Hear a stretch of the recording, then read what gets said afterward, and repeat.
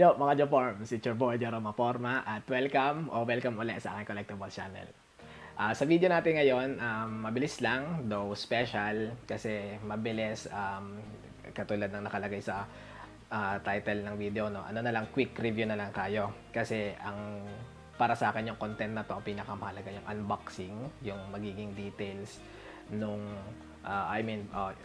content ng mismong package and even the box itself, kasi reissued figure na siya para sa mga nakakaalam or lalo na sa mga amazing Yamaguchi collectors na, no, katulad ko. So yon, ang pinaka-i-focus natin or emphasize natin yung mismong content na lang ng package. Tapos hindi na tayo mag-check ng articulations kasi sa available na videos ngayon sa ngayon na ina-upload ko or kine-create ko to na May 2024, parang top 3 lang nakikita ko is gawa ni or content ni The Amazing Kenowi and another one, yung makikita nyo top 3 searches yan. So shoutout na lang sa kanila. Doon nyo nilang i-check yung articulations and other reviews, no? So baga gagawin ko lang talaga dito yung package, tapos at least yung height, kasi yung sa kanila rin wala masyadong height check, ano na lang, purong comparison na lang ng mga ibang figures nila. Though sa akin, ang gagawin ko, yung mga recent releases na meron ako ni Amazing Yamaguchi, yun naman yung pagkumparahan natin, no? Okay, so without further ado, Revoltech Amazing Yamaguchi, ano na siya ngayon, Onyx Stealth Tech version. Okay, quick info, bale, so, di ba black to kung nakikita niya. Tapos, yung sa unang release nga niya, parang naging exclusive lang ata to sa Japan kung tama yung pagkakaalala ko. So, ang pinaka-regular niya or ang regular standard version niya or normal version niya yung kulay pula. Okay, so, ano to comic art pa rin naman to, official comic art, alam ko. So, Iron Spider, meron si Spider-Man na may tech na or tulong na ata malamang ni Iron Man, katulad ng ginagawa sa MCU ngayon. So, alam ko, baka ganun lang din naman yung knowledge nun. So dito, yung pagdating doon, marinig pa, wala na tayong cut doon, narinig ata masyado malakas yung buti dito. So yung number pag sa Amazing Yamaguchi releases, no, or ewan ko lang, baka officially ganun pa rin, pero sa box wala nang nakalagay na number. Yung sa unang release, hindi ko maalala kung sa pagkakasearch ko kanina, number 23X, kasi nga exclusive version to. Okay, pagdating dito, ang nakalagay na lang talaga is itututok na lang natin sa box mamaya, katulad ng mga ginagawa ko or yung drill ko sa mga nakakasubaybay, no? Wala na yung nakalagay na X dito. So, yun lang, nakakapagtaka, pero basta ito, kumbaga reissue talaga siya. And alam ko exact, walang kinaiba. I don't know bakit gano'n na lang, hindi na nakalagay dito yung nakalagay na number 23, or di ko napapansin kahit dun sa mga boxes nung balikan ko na lang ng mga gantong package na wala na siyang number. Okay, hindi katulad nung sa old na package nila, may nakalagay pa talagang identification number. Like katulad ng Mayfex, pag sa Mayfex, nandun din yung number ng figure. Okay? Ano pa ba? So, ayun, isang magandang bagay din dito. Kasi talaga, one of, kung mga katulad nyo ako na 112 collector or 6-inch collector, tapos mahilig kayo sa comics, or overall, ang term is yung holy grail, maging grail siya or talagang rare na collection. Kasi nga, yung unang release na ito, tingin ko way back 2018, 2019. So, siguro hindi din talaga, ewan ko nagka-cut, pero maunti talaga yung naging stock niya to the point na mahal talaga nga niya sa market. So, yan, after some years talaga, nagkaroon ng reissue. So, yung mga naunang mga figures, para ngayon hindi na rin talaga imposible or talagang totally probable na siya na ma-reissue, lalo na cable. So, yun, nilulook forward ko rin yung katulad ng mga sinasabi ng iba sa group, international group, or even sa atin. Ipopost ko to sa Revoltech Philippines nga ba, or Amazing Yamaguchi Philippines, tama. No? Wala na siyang, hindi na totally imposible yun. So, yeah, yun, hopya ako doon, naasahan ko yung maigi na magkaroon pa ng reissue si cable, kasi may issue rin yung, although may cable ako, meron akong kopya dito, hindi na lang natin ilabas, pero may issue daw kasi yung which meron yung kopya ko, may gano'n na madaling mapop yung kanang binte. So akin, niremedyohan ko na siya, totally nilagyan ko na ng glue. So hindi ko na maswivel yung tie ko na, pero ayun. So yun info, ano pa ba? Ayan na, sige, mag-proceed na tayo sa pag-unbox. yung cutter, naka-ready na yung cutter ka dito. So, yung current na package nila, yun nga, sa baba, salyado na, papakita na lang natin mamaya. I mean, sarado na siya dito, may folding, nasa taas na lang yung seal. Okay, so tanggalin na natin ang seal.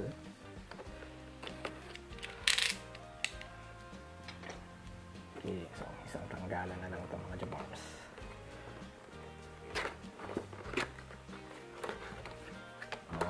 Okay. Same na same pala siya. Ito. So, tanggalin ko na muna. Ayan natin. Okay, wala na. Yung manual, ayan, kita nyo, no? Nandito na rin siya agad. Ayan, bale. Nandiyan yung manual. Tapos, blank na agad yung loob. Itutok na lang natin mamaya. Okay, parang info lang din. Ang pinaka-sinerge ko, yung video ni Kenowi, parang gusto ko nga rin pagkumparahin kung ano yung pinaka-content kung nag-iba ba. Pagkatapos, yung ngayon na nasa bagong package na siya. Sa tingin ko, wala. I-flash ko na lang like ngayon. Hindi, mamaya na lang. Kapag yung mismong bago ko itutok tong figure natin. Gusto ko muna buksan ko na lang. Hawakan ko na muna yung figure natin. No? Sige. Okay. Talagang in person, mga Jaborms, i-cut ko muna. May tape kasi para maano yung video natin. Mabilis lang. Okay, tanggalin natin. Medyo mali na yung pagkakat ko, pero yan. Actually, wala pala siyang tape. Mali mga Japanese. Wala na siyang tape. Tinanggal ko na lang agad. Okay, so, ayan, may, talagang ang ganda ng pagkaitim niya. Okay, kasi yun, wala pa ako, first time ko lang nito. Wala ako nung, makakuha nito, maka-acquire. Wala ako nung urig release niya.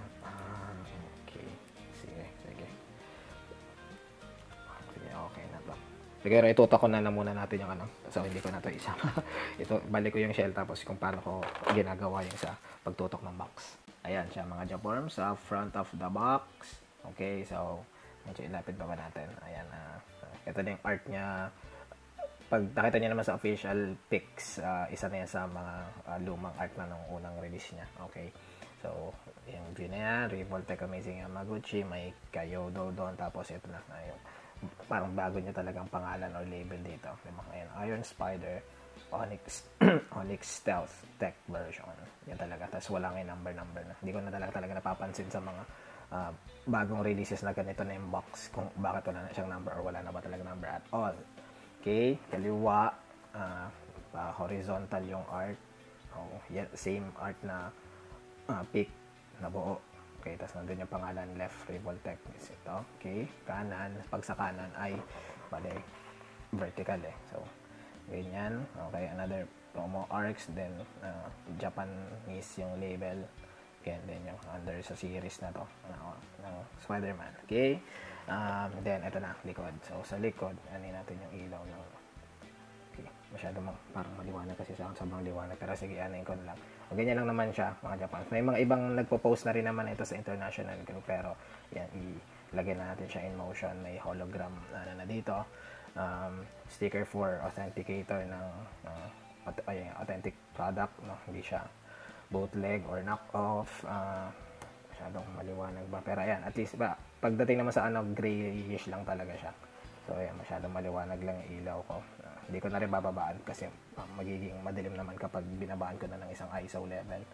Okay, and then yung baba na lang, ito na sinasabi ko kasi kung sa mga hindi pa nakakaalam or ngayon lang din makakita ng dito na siya sealed, tas walang tape, kumbaga pang taas talaga binubuksan itong bagong Revoltech or Amazing Yamaguchi na boxes. Okay, tas may QR lang din dito.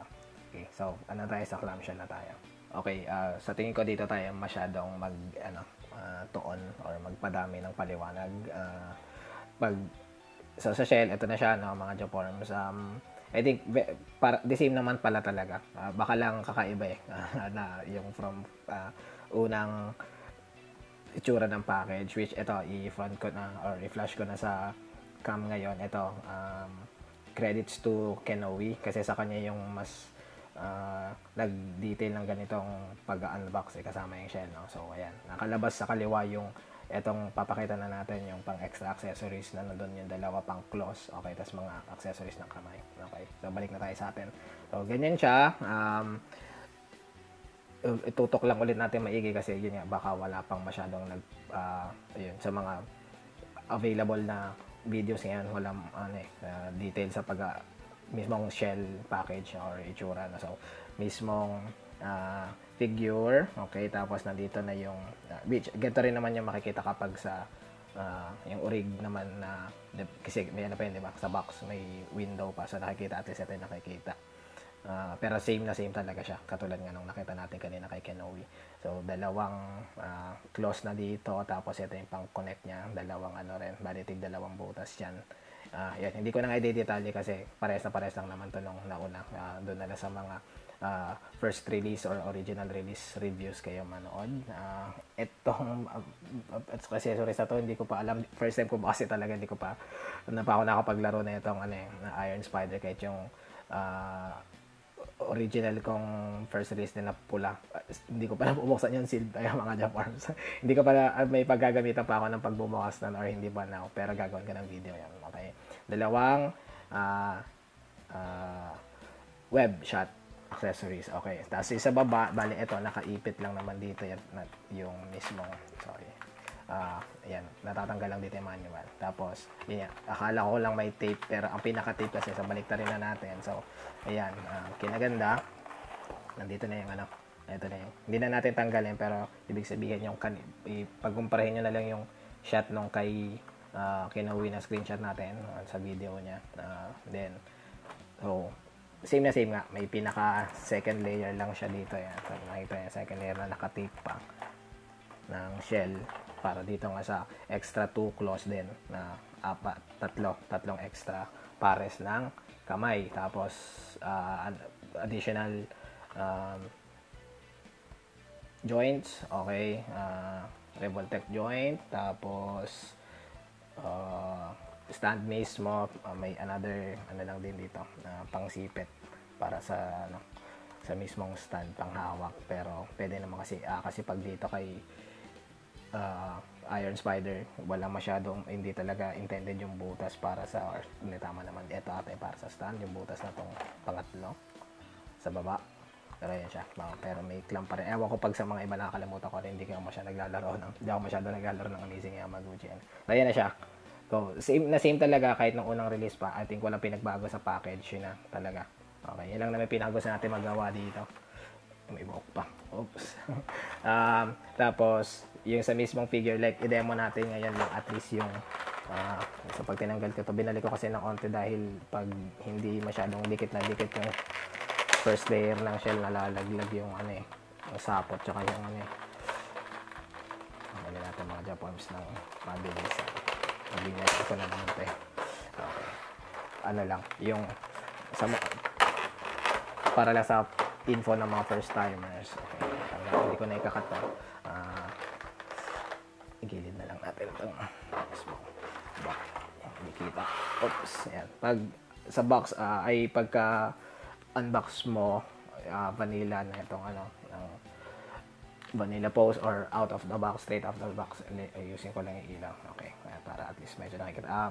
Tinanggal ko na yung meron niyang mga protective na plastics para lang anti-paint rub, pero ang total 1, 2, 3, 4, 5 1, 2, 3, 4, 5, 6 dalawa tinanggal ko na muna yung sa kanan na plastic para lang ma-demo kasi ayan, pare siya nun. Okay, pati sa legs, tig-isa sila dito, lower torso, upper torso meron. Ngayon yung pinaka magiging plastic na yan. Pag sa iba sobrang dami pa yung mga tsaka yung parang puti na yung kay Flash na kakatanggal-tanggal ko na din recently. Tsaka parang baliktad man, parang mali pa yung tama ba? Ganito lang talaga. Pero ayan, ganyan siya out of the box. Okay. So, total na 6 na plastics para sa anti-paint rub yun. Ayun yung mga nabanggit ko kanina kung saan siya nakalagay. Tapos ayan, sige, rekta na tayo sa mismong size check tsaka comparison. Ayan, okay mga Japarms, isang vanilla pose lang. Then, siguro emphasize natin yung style na lang niya on there, sculpting. Sobrang dilim kasi, pero nakikita niya at least may copyright ng Marvel dyan sa may puweta niya. Okay, sa may as part. Tapos may talagang ito ay yung mga butas dito ay intended para sa accessories, I think. Yung mismong para sa flight stand or sa action stand ay yung nandito sa may talagang bandang likod, pinaka lower spine. So hindi pa na. Yun lang yung siguro i-highlight natin dito kasi same joints na lang naman siya ng mga at least until now ng tatak Amazing Yamaguchi. Okay, ano pa ba? So, nakatingin pa ba? So, yan lang naman siya. Mabilis na reviewhan lang natin kasi yan. Quick review na lang tayo dahil reissue na naman yan ito. So, high check na muna natin. Hindi ko na gaganyanin ko na lang yung view ko na ano na siya, masyadong naka-level na siya sa pero at least makita natin sa so like 6-inch mark. So, ito yon. Kumbaga talagang matangkad naman din siya mga Japons. Nasa 6.5 siya. Kung nakikita niyo pa sa ano pero kita pa ba yan? Medyo hindi lang talaga nagtatama ng maganda yung camera natin pero tama, di ba? Nakikita niyo sa pag sa dito sa talagang first person makikita niyo ito pag habang nile-level ko siya ng ganyan sa daliri ko, although lampas na almost taas na hindi nakita sa camera, 6.5. Matangkad-tangkad din pala talaga to, 6.5. Tingnan na lang natin, kumpara na natin sa iba pang mga recent figures releases nila. Ayan, comparing sa mga to with Amazing Yamaguchi Flash, Amazing Yamaguchi Black Panther, and Spider-Man version 2 or body 2. Pag in person, halos pantay-pantay din talaga. Although pag nakikita nyo rin kahit sa camera na ito talaga parang mas mababa si Flash, which yes, ewan ko lang talaga yung lente natin. Diretso naman yan pero ganyan siya. Medyo maliit si Flash pa rin kumpara dito, mas bago na itong nirelease. Ewan ko kung kuba pa ba yung pagka-post ko dito pero diretso na naman yan. Tuwid na yan eh. So ibig sabihin talaga maliit-liit pa ng bahagya si Flash kesa sa kahit yung orig kung ganyan man yung 6.5. Again, 6.5 inches itong ano natin, Iron Spider Black or yung ano ngayon, ano ulit pangalan niya, Onyx Stealth color, at least color niya Onyx Stealth as tech version kasi yung sumunod na label. Pero yan, at tapos kung katawan, iba na talaga yung pagkagawa sa Spider-Man and which yung mas mga bagong releases na nga to. Taka etong Flash kasi pagdating sa although yung details niya na glossy talaga si Iron Spider, pero ayan na siya overall. Yan lang naman yung gusto natin magawa dito sa video na to. So kumbaga kahit yung mga luma na talagang figure, kung same height nga siya, ganun pa rin talaga naglalaro 6, mahina siguro sa 6 pa rin naman, 6 inch yung Flash na ganito. So or at least lampas niya kasi kung 6.5 na tong ano to, ilang inch na lang na mga centimeters na lang naman yung lamang nila. So, yun lang naman. Okay, again, Amazing Yamaguchi Iron Spider na Onyx Stealth Tech version. So, reissued, ni-release lang ngayon, May 2024. Okay, hindi na nga tayo quick review. Hindi na natin gawin yung usual na may accessories, articulation, and everything. Yun lang yung gusto nating magawa and ma-accomplish sa video na to, yung ano kinaiba or baka naiba yung sa package or baka at least lumiit ba pero wala nga sin tayong makapag-reference kung sa mga may original na copy na YouTuber. So, pero basing sa yung mga pinagkumparahan nga natin kanina, no, ganito pa, matangkad-tangkad talaga siya or at least baka na-maintain naman niya talaga yung original na tangkad niya. Okay? Yun lang. Salamat sa panonood mga Japorms. Kung nakatulong sa iyo itong video na to, paki-like, okay? And sa mga hindi pa nakasubscribe, first time mong makapanood ng video ko or hindi ka pa nakasubscribe sa channel ko, paki-help naman ako para sa pagtuloy-tuloy ko ng paggawa ng videos para sa mga collectibles ko by subscribing sa channel ko na to.